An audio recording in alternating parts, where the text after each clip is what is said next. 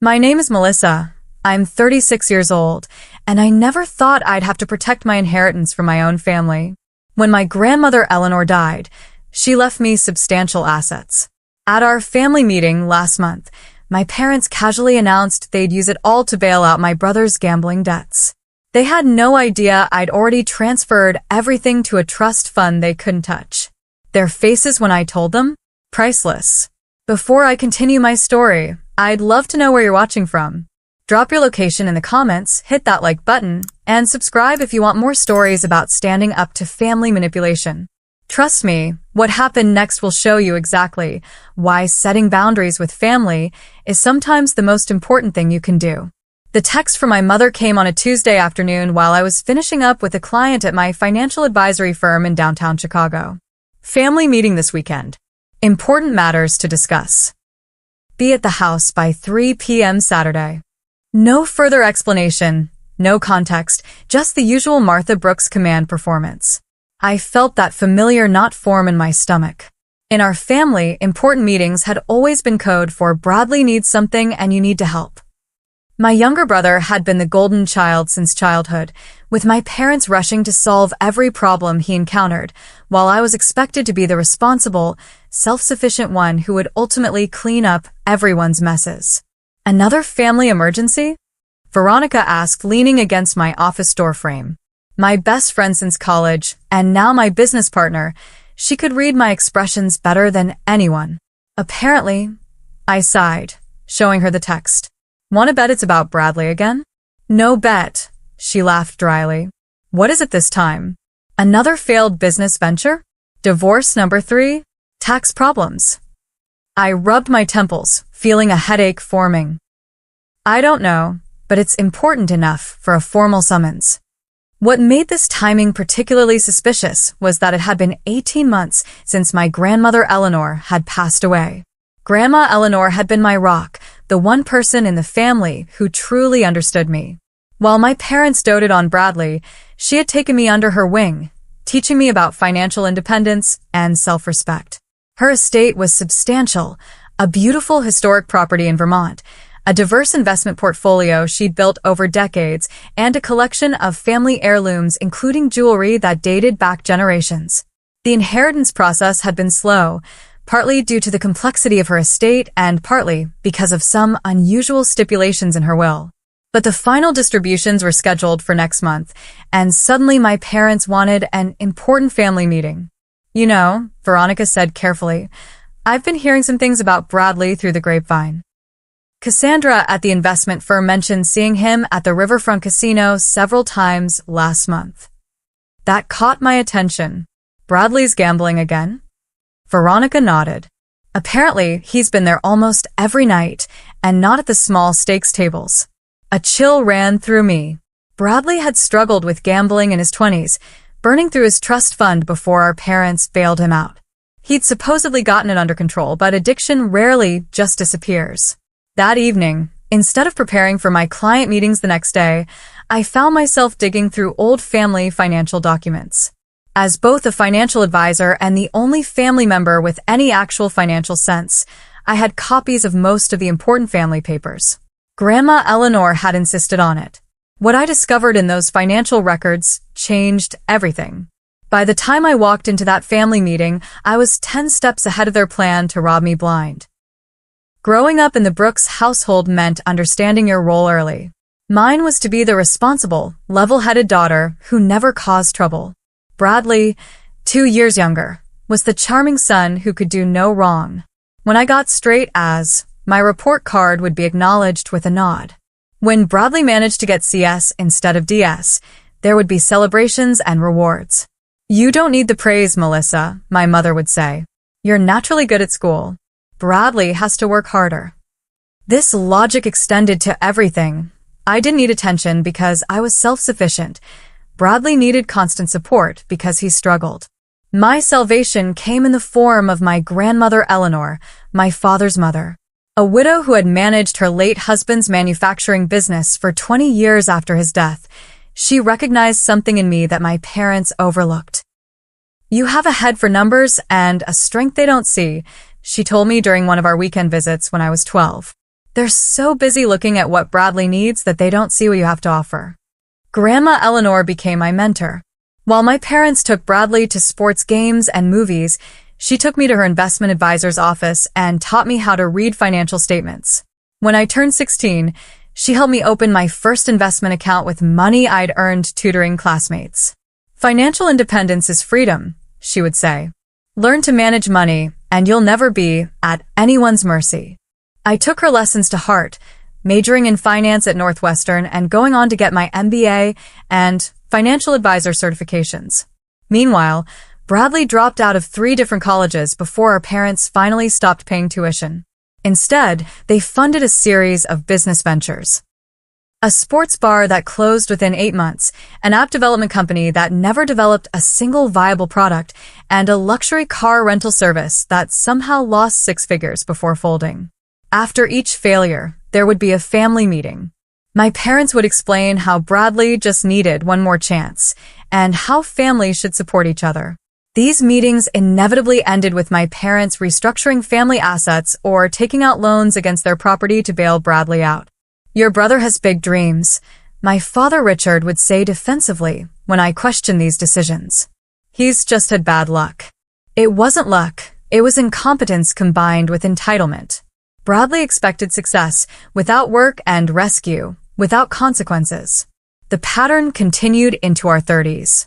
I built a successful financial advisory practice, got married to Nathan, a software developer who saw through my family's dynamics immediately, and eventually divorced when our careers pulled us in different directions.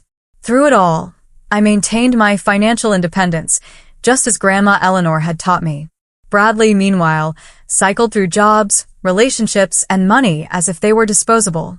By 34, he had 2 failed marriages, multiple credit card defaults, and a reputation in Chicago business circles as someone to avoid partnering with.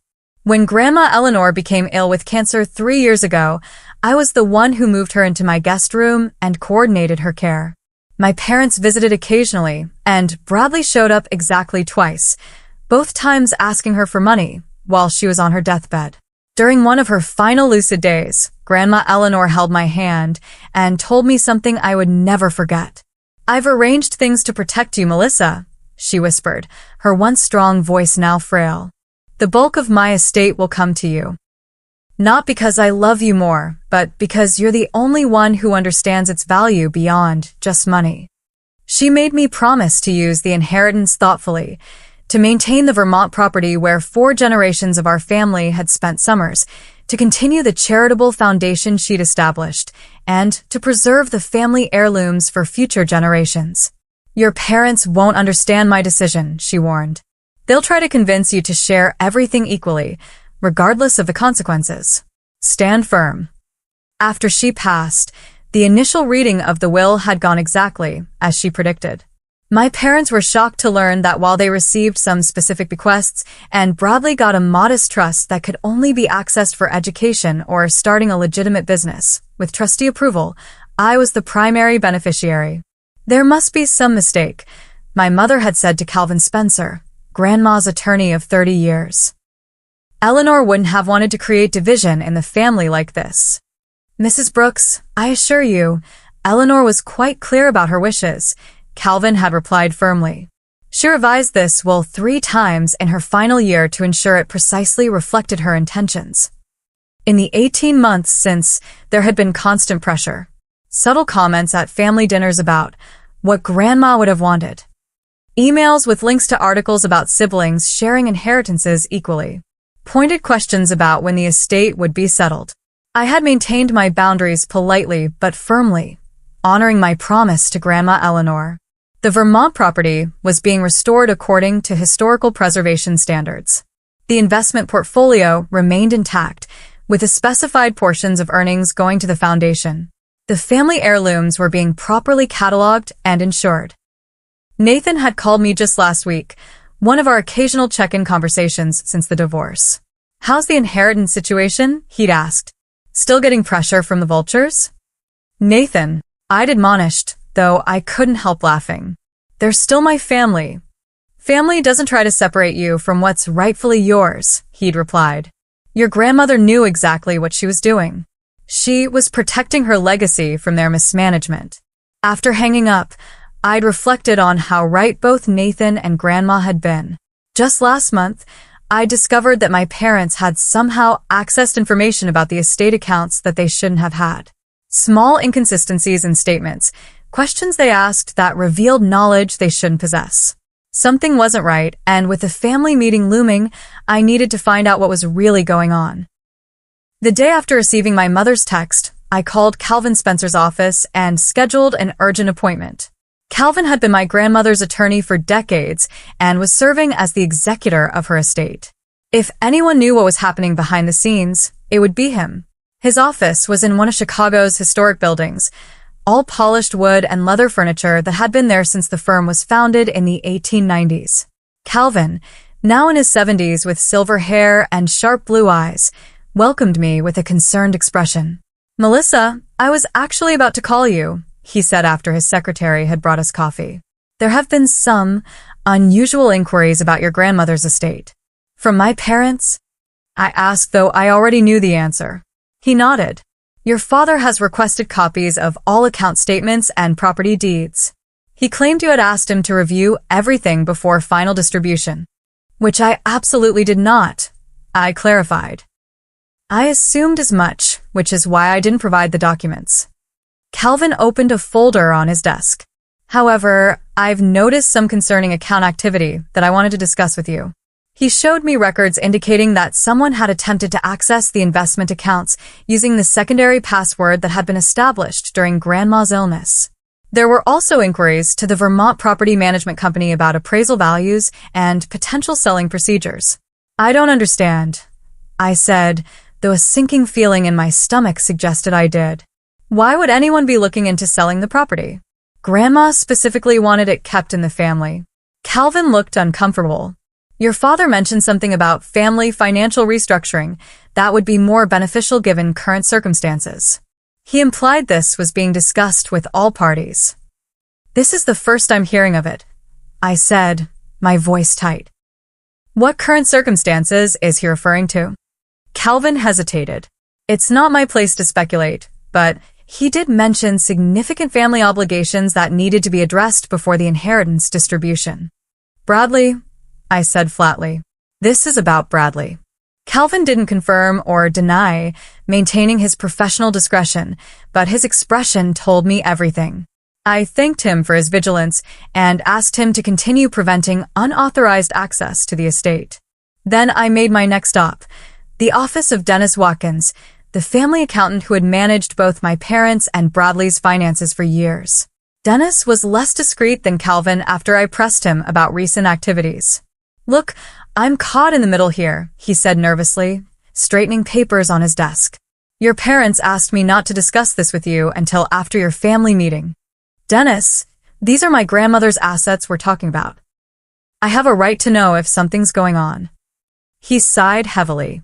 "Bradley's in trouble, Melissa. Serious trouble. Gambling debts." I guessed. Dennis looked surprised. "You knew?" I suspected. "How much?" "Over $300,000. To some very unpleasant creditors." He lowered his voice. "People who don't just send collection notices, if you understand what I mean." The amount staggered me. "And let me guess, my parents want to use my inheritance to bail him out." Again. Dennis's uncomfortable expression confirmed it. "They've asked me to prepare financial projections for using the most liquid assets from the estate to clear his debts immediately after distribution." "Which assets exactly?" He reluctantly showed me their plan. Liquidate the investment portfolio, take a mortgage against the Vermont property, and sell the most valuable pieces of the jewelry collection. Essentially, they planned to dismantle everything Grandma Eleanor had specifically wanted preserved. "Have they done this before?" I asked. "Used family assets to pay off Bradley's debts without telling me?" Dennis looked even more uncomfortable. "Your parents refinanced their home twice to cover Bradley's previous gambling losses. And 3 years ago, they sold some of your grandfather's coin collection that was supposed to be held in trust for both you and Bradley. That collection had been promised to us since childhood.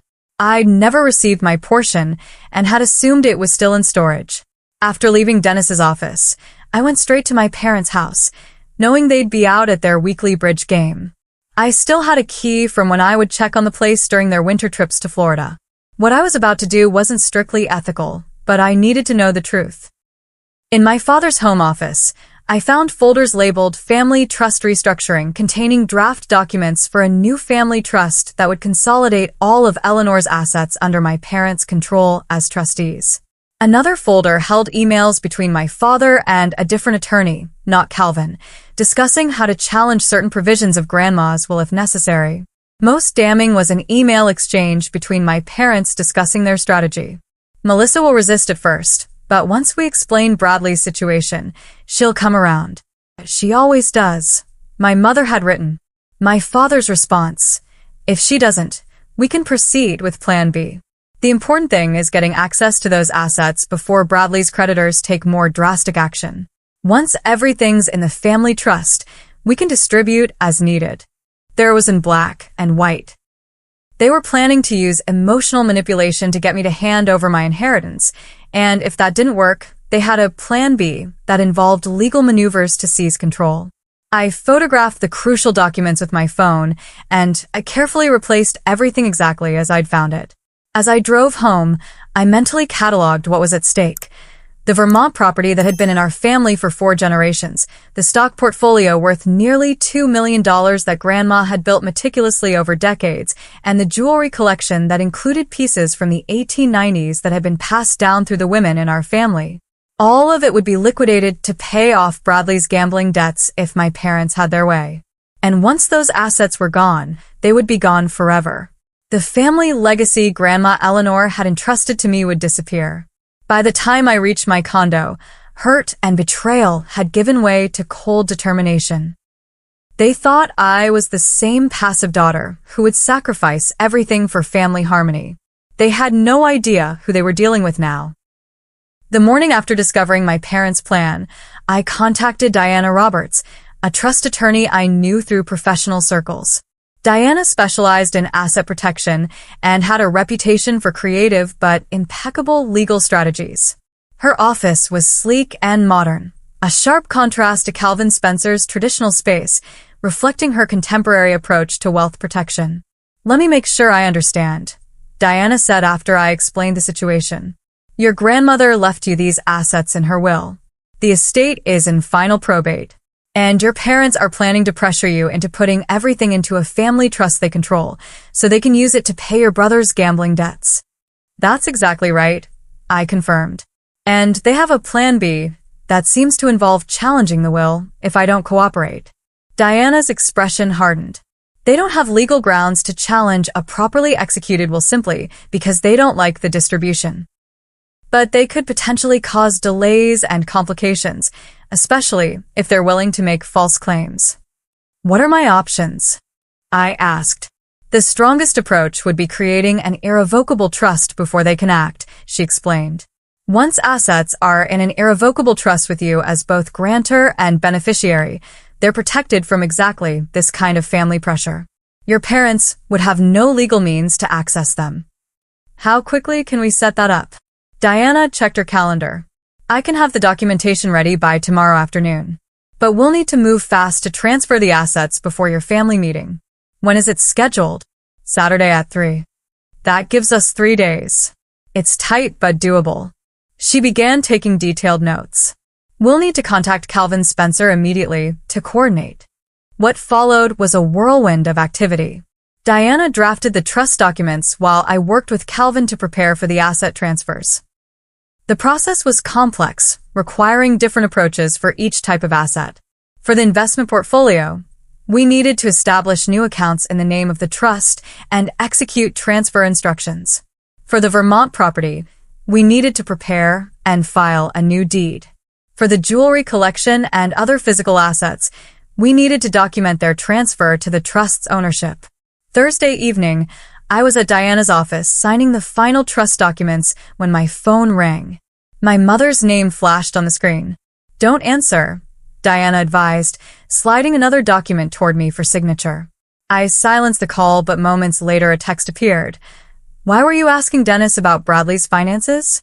"We agreed to discuss everything at the family meeting." Please don't make this more difficult than it needs to be. I showed Diana the message. They know I'm onto them. All the more reason to finish this tonight, she said firmly. Let's complete these signatures. By Friday afternoon, the investment accounts had been successfully transferred to the trust. Calvin had expedited the property deed filing for the Vermont house. The final step was retrieving the jewelry collection from the safety deposit box at my parents' bank. This was the riskiest part of the plan. The box was in my name, but it was at the bank my family had used for generations, where the staff knew my parents well. If someone mentioned my visit to them, they might realize what I was doing. As the bank manager led me to the vault, my heart pounded. The safety deposit box contained not just jewelry, but also small family heirlooms that Grandma Eleanor had specifically wanted me to have. Her mother's silver compact, the pocket watch that had belonged to her father, and a collection of handwritten family recipes dating back to the 1880s. As I opened the box and saw the familiar blue velvet jewelry pouches, I felt a wave of emotion. I carefully unwrapped the emerald necklace that Grandma had worn on special occasions, remembering how she had placed it around my neck on my college graduation day. This will be yours someday, she had said. Not just as jewelry, but as a reminder of the women in our family who made their own way. Now I was ensuring that her wish would be honored. I signed the necessary documentation to remove all items from the box, placed everything in my bag, and left the bank without incident. By Friday evening, I met with both Calvin and Diana to verify that all assets were secure in the irrevocable trust. The timing had been perfect. Everything was officially transferred less than 24 hours before the family meeting. Your grandmother would be proud, Calvin said, a rare smile crossing his usually formal features. She always said you had a backbone of steel when it mattered. What should I expect tomorrow? I asked them both. They'll be shocked, then angry, Diana predicted. They might threaten legal action, but there's nothing they can actually do. The trust is ironclad. Just remember, Calvin advised, keep your emotions in check no matter what they say. The moment this becomes about family feelings rather than legal rights, they'll try to manipulate you. That night, I barely slept, rehearsing what I would say and how I would respond to their inevitable arguments. By morning, I felt calm but alert, like a chess player who had anticipated her opponent's moves several turns in advance. As I drove to my parents' suburban home that afternoon, I thought about all the previous family meetings where I had acquiesced to maintain peace. All the times I had put Bradley's needs before my own because it was expected. How different today would be. I parked in the driveway of the colonial-style house where I'd grown up, noting that Bradley's new Audi was already there. Apparently, his gambling debts hadn't affected his car choices. Taking a deep breath, I gathered my documentation folder and walked to the door, ready for whatever came next. The heavy oak door of my childhood home swung open before I could even ring the bell. My mother stood there in her powder blue cardigan and pearls, the picture of suburban maternal perfection. Melissa, finally. Everyone's waiting in the living room, she said, her voice carrying that artificial cheerfulness she used when orchestrating one of her scenarios. She hugged me briefly, the scent of her Chanel No. 5 bringing back a flood of memories, not all of them pleasant. The living room was arranged like a stage set. My father occupied his usual leather armchair, reading glasses perched on his nose as he reviewed some documents. Bradley slouched on the sofa, his expression a mix of anxiety and entitlement. He barely looked up when I entered. Drink, my father offered, gesturing to the cocktail cart where he'd already prepared his standard Saturday scotch. Just water, thanks, I replied, choosing the armchair furthest from Bradley. I needed a clear head for what was coming.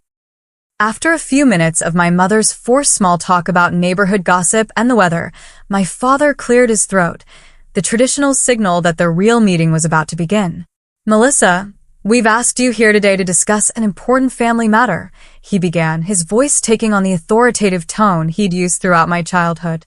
As you know, family has always been our highest priority in this house.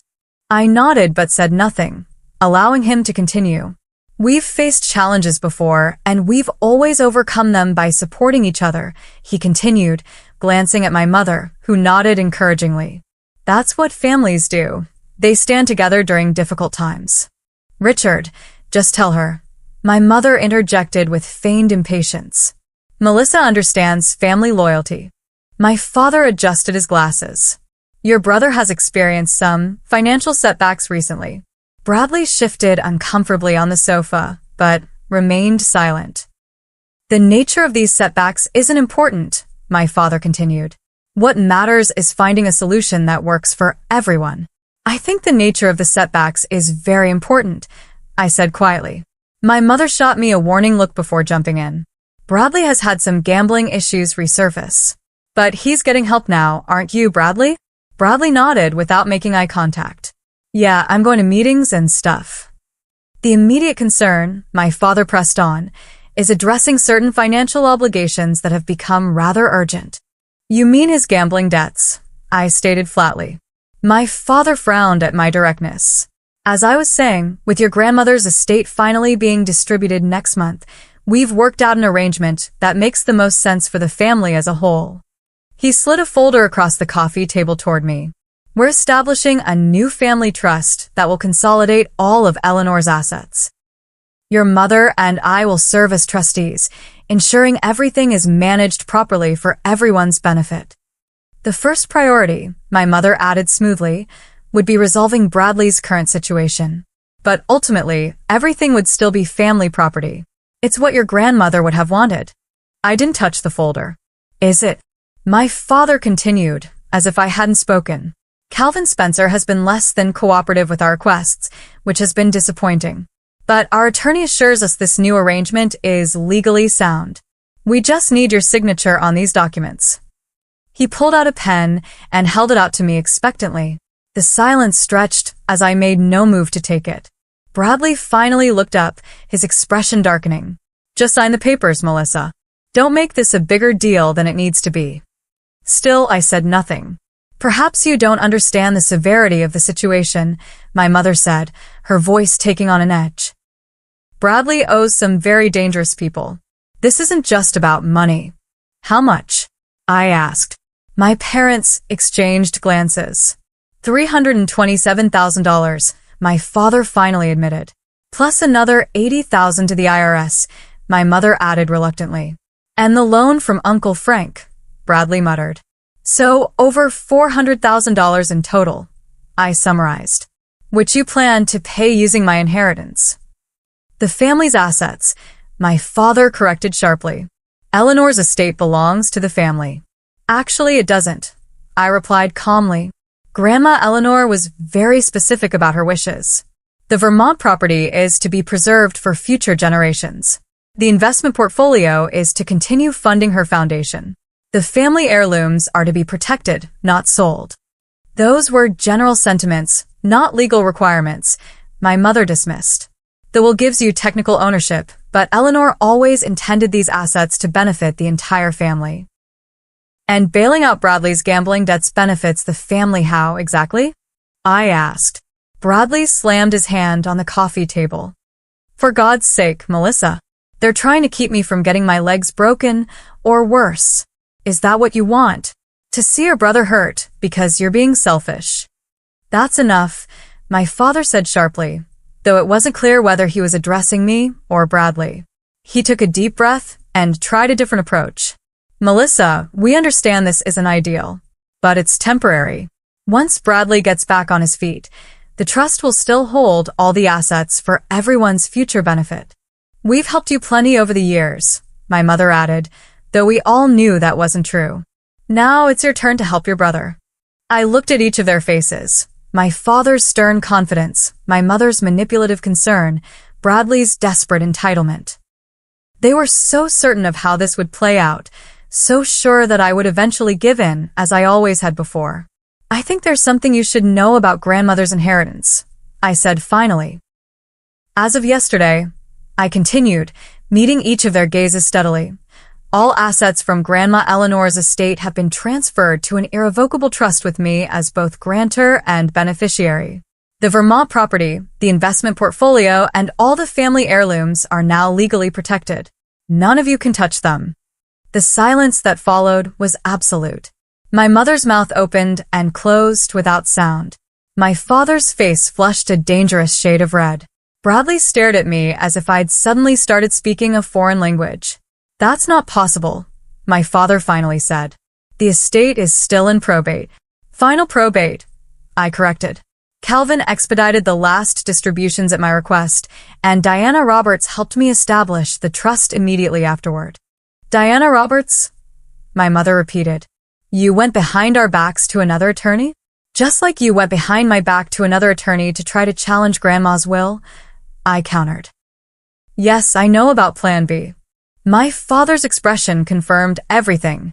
You had no right to do this. I had every right, I replied. They're my assets to protect, and that's exactly what Grandma Eleanor wanted me to do. Bradley suddenly sprang to his feet, his face contorted with rage. You selfish bitch. Do you have any idea what these people will do to me if I don't pay? Bradley, my mother gasped, though whether she was shocked by his language or the confirmation of the danger, I couldn't tell. You've always been like this, he continued, pacing now. Always thinking you're better than everyone. Always judging me. The perfect daughter with her perfect career who never needed help from anyone. That's not true, I said. I worked for everything I have. The difference is that I don't expect others to bail me out when I make bad decisions. My mother rose and came to sit beside me, taking my hand in hers. Her voice became soft, cajoling, the tone she had always used to get her way. Melissa, darling, I understand you're upset that we didn't discuss this with you earlier. That was our mistake.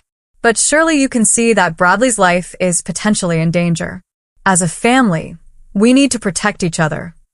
I gently but firmly removed my hand from hers. I agree that Bradley needs protection from himself and from your enabling. This has to stop. You have no idea what you're talking about, my father interjected. Bradley has a disease. Addiction is an illness, not a choice. I know that, I replied. And the appropriate response to illness is treatment, not financial bailouts that allow the behavior to continue. We can fight this in court, my father threatened, lawyer mode fully engaged now. You've violated the spirit of your grandmother's will. No, I've honored it explicitly, I corrected. And you're welcome to challenge the trust in court, but Diana assures me it's ironclad. All you'll accomplish is spending more money on legal fees that could be better used solving the actual problem. Bradley had moved to the window, his back to us, shoulders rigid with tension. Easy for you to say. You're not the one who'll be dealing with Vinny and his guys. Who exactly did you borrow from, Bradley? I asked. He turned, his expression a mix of defiance and fear. Does it matter? Money's money. It matters if they're loan sharks or worse, I replied. That's not just gambling. That's getting involved with criminals. Don't be so dramatic, my mother interjected. Bradley borrowed from some private lenders when the banks wouldn't help. It's not ideal, but it's not organized crime. The way she avoided my eyes told me she was lying. This isn't getting us anywhere, my father said, his tactical mind clearly searching for a new angle. Melissa, the trust may be irrevocable, but as the beneficiary, you can still direct distributions. You can choose to help your brother without dismantling the entire structure. That's true, I acknowledged. But I won't be doing that. Then you're choosing to put property and money above your own brother's safety, my mother said, her voice hardening. I never thought you could be so cold. I'm choosing to end a destructive pattern, I corrected her. One that you and Dad have enabled for decades. Don't you dare blame us for this, my father said, his voice rising. We've done everything possible to help both our children succeed.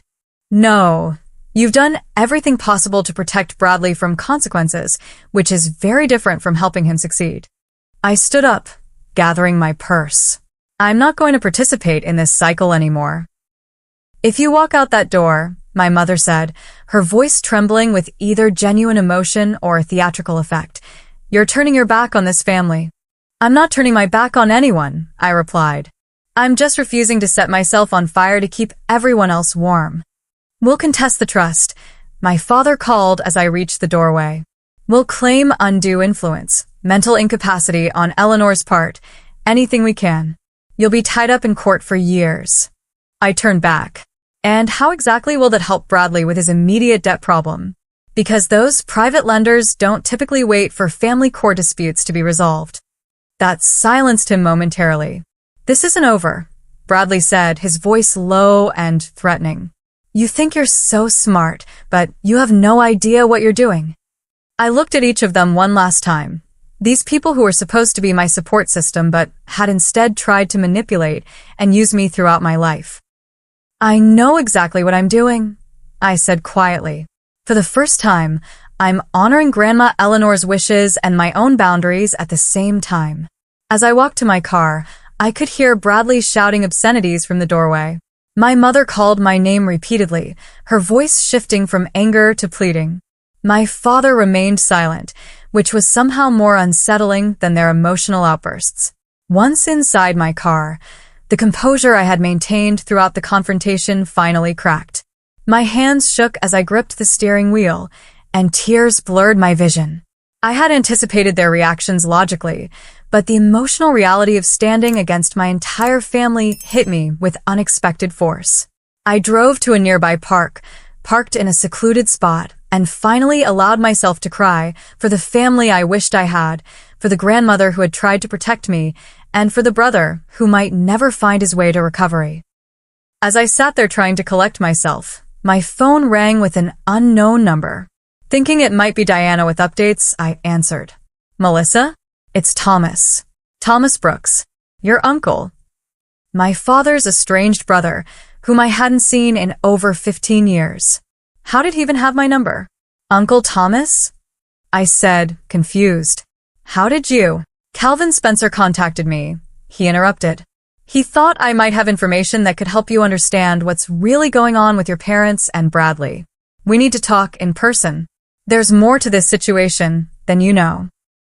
I met Uncle Thomas the next morning at a quiet cafe downtown. I barely recognized him.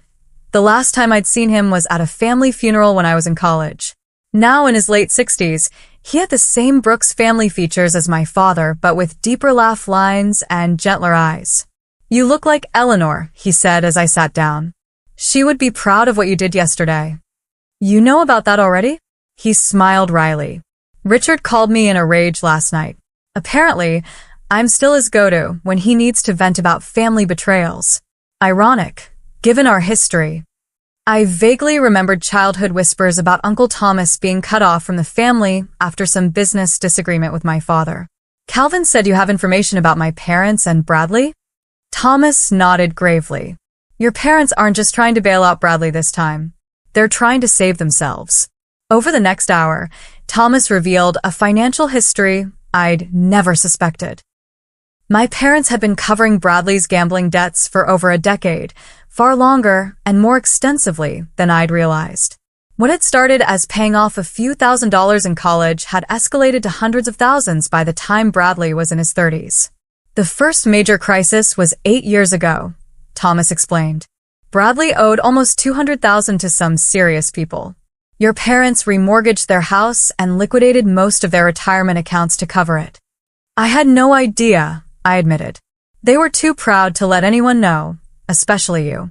Richard always resented how easily financial success came to you while Bradley struggled. The next bombshell was even more shocking. My parents were essentially broke. Between Bradley's debts, bad investments of their own, and their determination to maintain appearances, they had depleted nearly all their assets. The family home has 2 mortgages against it now, Thomas said. Richard's law practice has been losing money for years. Most of his clients moved to younger firms with more modern approaches. They've been living on credit cards and home equity lines while waiting for Eleanor's estate to solve everything. But why didn't they just tell me the truth? I would have helped them, not with Bradley's gambling debts, but with their own financial situation. Thomas smiled sadly. Bride. Control. Richard has always needed to be the provider, the patriarch, admitting financial failure to his daughter, who excels in finance. He couldn't do it. Thomas then handed me a folder containing bank statements, property records, and loan documents, evidence he had gathered over the years as he watched the family spiral from a distance. Why are you showing me this now? I asked. Because unlike Richard and Martha, I think Bradley can still be saved, but only if the enabling stops completely. His expression hardened. And because Eleanor asked me to keep an eye on things if anything happened to her. She knew they might try to use her estate to bail everyone out one last time. Armed with this new understanding, I arranged another family meeting, this time on my terms at my condo, with Calvin and Diana present. My parents arrived looking defensive. Bradley came separately, appearing exhausted and defeated. Before we begin, I said once everyone was seated, I want to make something clear. This meeting isn't about negotiating access to Grandma Eleanor's assets. The trust is established and will remain intact. We're here to discuss how to actually solve the problems we're facing, not just put a temporary financial bandage on them. My father started to object, but my mother placed a restraining hand on his arm. I've spoken with Uncle Thomas, I continued. I know about the remortgaged house, the depleted retirement accounts, and the extent of Bradley's debts over the years. My parents exchanged alarmed glances. Thomas had no right to share private family matters, my father began. Like you had no right to try to seize control of my inheritance? I countered. We're past privacy concerns now. This is about survival, Bradley's literal safety, your financial security, and the preservation of Grandma's legacy. I turned to my brother. Bradley, I need you to be completely honest. What's the full extent of your current debts, and who exactly do you owe? Bradley looked at our parents, who nodded resignedly. Finally dropping the facade, he detailed gambling debts totaling nearly $450,000, spread across casinos, credit cards, and yes, loan sharks with connections to organized crime in Chicago. They've given me until the end of the month, he admitted, his voice hollow. After that, they start taking collateral, which could be anything from breaking my legs to forcing me to do things for them to work off the debt. And your gambling addiction? Are you genuinely seeking treatment? Bradley stared at his hands. I've been to 2 Gamblers Anonymous meetings. It's harder than I thought it would be. Admitting I can't control it, I turned to my parents. And your financial situation? No more half-truths. With obvious reluctance, they confirmed what Thomas had told me. They had less than $20,000 in savings, massive mortgage debt, and credit card balances that kept them awake at night. My father's law practice was barely covering its overhead. They had been counting on Eleanor's estate to solve everything at once. Here's what's going to happen, I said after everyone had finally laid their cards on the table. I'm not going to dismantle Grandma's legacy to enable more destructive behavior. But I'm also not going to abandon my family. I outlined a 3-part plan. First, Bradley would enter a residential treatment program for gambling addiction, fully paid for from my personal savings, not the trust. But his continued support would be contingent on his full participation in recovery. Second, I would help my parents develop a financial recovery plan, including possible downsizing, restructuring my father's practice, and legitimate debt consolidation. Again, I would provide some personal financial assistance, separate from the trust. Third, we would address Bradley's debts strategically, negotiating with legitimate creditors for payment plans and working with appropriate authorities to handle the loan sharks. I would contribute to legitimate debt repayment, but only after treatment was underway and only for documented debts. This is conditional assistance, I emphasized. I'm helping with recovery, not enabling continued destructive patterns. If anyone returns to old behaviors, the support stops immediately. You're in no position to dictate terms to us, my father began, but my mother interrupted him. Richard, stop. Just stop. Her voice was tired but clearer than I'd heard it in years. Melissa's right. We've been handling this all wrong for too long. Bradley looked up, surprise registering on his face at our mother's words. We've failed you, Bradley, she continued, tears forming. Not by refusing to pay your debts, but by always paying them. By never requiring you to face consequences. It was the first genuine moment I could remember witnessing between them. Over the next 3 hours, we hammered out details with Calvin and Diana's help. My parents agreed to financial counseling and transparency. Bradley committed to the treatment program, starting the following week. We established clear boundaries and expectations for everyone. As they prepared to leave, Bradley hung back, waiting until our parents had gone outside. "I don't deserve your help," he said quietly. "This isn't about deserving," I replied. "It's about family helping each other in ways that actually promote healing, not harm." He nodded, understanding passing between us perhaps for the first time in our adult lives. The following week, I drove Bradley to the treatment center, a respected facility outside the city. As we pulled up to the entrance, he turned to me. "I'm terrified," he admitted. "That's good," I told him. "Fear means you're finally taking this seriously. What if I fail again?" "I considered this carefully. Then you'll have to find the courage to try again. But this time, you'll do it knowing that I'm supporting your recovery, not your addiction. There's a difference." As I watched him walk into the facility, I felt something I hadn't expected. Hope. Not certainty, but possibility. It was a beginning. 6 months later, I stood on the wide porch of the Vermont property, watching autumn leaves drift across the lawn. Grandma Eleanor had always said fall was when the house looked its most beautiful, with the red maple trees framing the white colonial structure against the mountains beyond. The restoration was nearly complete. I'd honored Grandma's wishes by working with historical preservation experts to maintain the property's original character while updating the essential systems. This weekend was my first day since the work had been finished. My phone buzzed with a text from Veronica. "How's the solitude treating you? Ready for visitors yet?" I smiled as I replied, "Maybe next weekend." Still processing everything. And there was much to process. The past 6 months had been a journey of establishing new boundaries and rebuilding relationships on healthier terms. Bradley had completed the 90-day residential program and was now living in a transitional recovery house while attending daily GA meetings. He had secured a job at a local garden center, modest work compared to his previous business ventures, but steady and stress-free.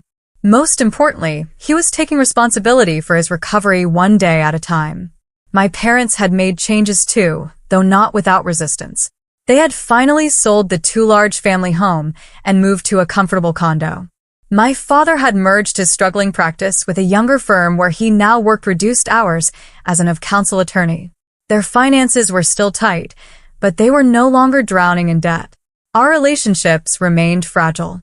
There were still tense moments and old patterns that threatened to resurface. But there was also new honesty between us all. My parents had stopped pretending everything was perfect, and I had stopped expecting them to be different people. "You've changed them," Veronica had observed during our last lunch. Standing firm actually forced them to grow. They changed themselves when they ran out of alternatives.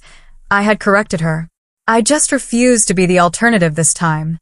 Now, sipping coffee on the porch that had witnessed 4 generations of family gatherings, I reflected on what this inheritance truly meant. Yes, there were the material assets, the property, the investments, the heirlooms. But Grandma Eleanor had left me something far more valuable, the courage to establish boundaries and the wisdom to recognize the difference between helping and enabling. A car appeared on the long driveway, unexpected but instantly recognizable. Nathan's blue Subaru. We had been in more regular contact lately, our friendship rekindling now that the wounds of our divorce had healed. "Hope you don't mind the surprise visit," he called as he got out of the car. "I was driving to Burlington for a conference and remembered you were here." "Perfect timing," I replied, genuinely pleased to see him. "Coffee's fresh." As we sat on the porch talking, I found myself sharing the full story of the past 6 months, something I hadn't done with anyone except Veronica. "I'm proud of you," Nathan said when I finished. "I always knew you had this strength in you. Your grandmother saw it too." "Sometimes I still feel guilty," I admitted. "Like I should have done more, sooner." "You did what you could when you were ready," he said simply. "That's all anyone can do." Later that afternoon, I received an unexpected call from Bradley. "Just checking in," he said, his voice steadier than it had been in years. 6 months clean today." "That's wonderful," I said, genuinely proud. "How are you feeling?" "Grateful. Scared sometimes. But mostly just present." He paused. "I wanted to thank you. Not just for the treatment, but for not giving up on me completely. You would have been justified if you had. That's not what family does, I replied. Real family holds each other accountable, but doesn't abandon each other. After we hung up, I went to the library, Grandma Eleanor's favorite room in the house. I had preserved it exactly as she had kept it, with the leather-bound books on the shelves and her reading chair by the window. From the desk drawer, I took out a small box containing the emerald necklace she had promised me on my graduation day. As I opened it, a folded piece of paper fell out, a letter I had never seen before, in Grandma's distinctive handwriting. My dearest Melissa, if you're reading this, then you've taken possession of the Vermont house and found this letter where I knew you would eventually look. I want you to know that I left you these assets not just because you were the only one who would protect them, but because you were the only one who understood their true value beyond money. Family legacy isn't about property or jewels. It's about values that endure. Courage, integrity, self-respect. You have all of these in abundance. There may come a time when Richard, Martha, and Bradley will try to claim what I've left you. Stand firm, not out of selfishness, but because sometimes the greatest gift we can give others is to stop protecting them from the consequences of their own choices. Whatever happens, remember that the most valuable inheritance I could give you isn't stored in bank vaults or property deeds. It's the strength I see in you, the strength to make difficult choices and to live with integrity even when it's painful. All my love, Grandma Eleanor. Tears blurred my vision as I carefully refolded the letter. She had known all along what might happen and had prepared me not just with assets, but with the wisdom to protect them. That evening, I hosted a small dinner at the house. My parents, Bradley, Nathan, Veronica, and Uncle Thomas. It was the first time we had all been together since the confrontation 6 months ago. There were awkward moments and old tensions just beneath the surface, but there was also laughter and genuine conversation. As we sat around the dining table that had hosted Brooks' family gatherings for generations, I realized that this imperfect, complicated, evolving relationship was also part of my inheritance. Not just the property and assets Grandma Eleanor had legally left me, but the family she had always hoped we could become. Some inheritances aren't stored in bank vaults or property deeds. The most valuable things my grandmother left me were her courage and self-respect. And those are things nobody could ever take away. What would you have done in my situation? Would you have protected your inheritance or shared it with family despite their intentions? Share your thoughts in the comments below.